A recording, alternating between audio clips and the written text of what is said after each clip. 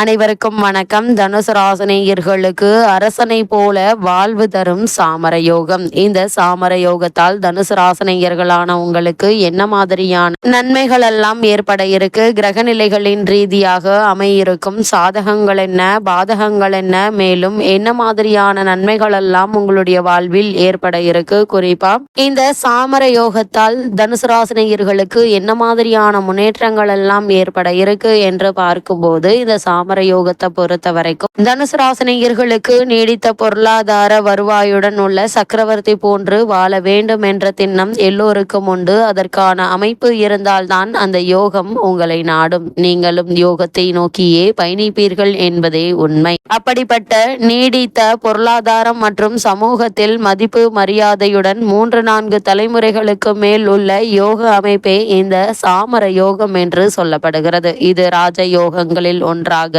சிறப்பாக சொல்லப்படுகிறது. ஜாதகரும் அந்த பொருளாதாரத்தை திறம்பட கையாளும் திறமை பெற்றவனாக இருப்பான். மேலும் நீடித்த ஆயுள் ஆரோக்கியம் உள்ளவனாகவும் இருப்பான்.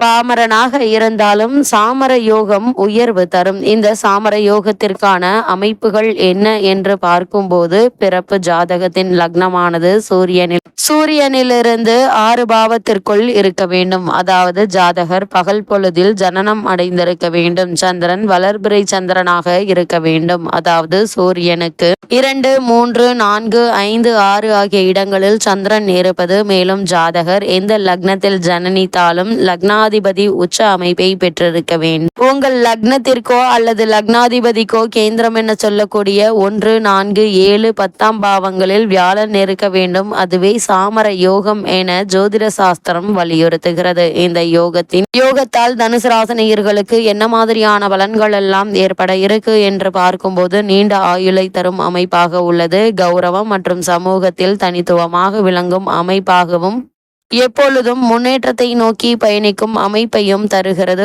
ஆளும் அதிகாரத்தையும் அல்லது ஆளும் அதிகாரத்தின் வட்டத்திற்குள் இருக்கும் அமைப்பாகவும் இருக்கும்.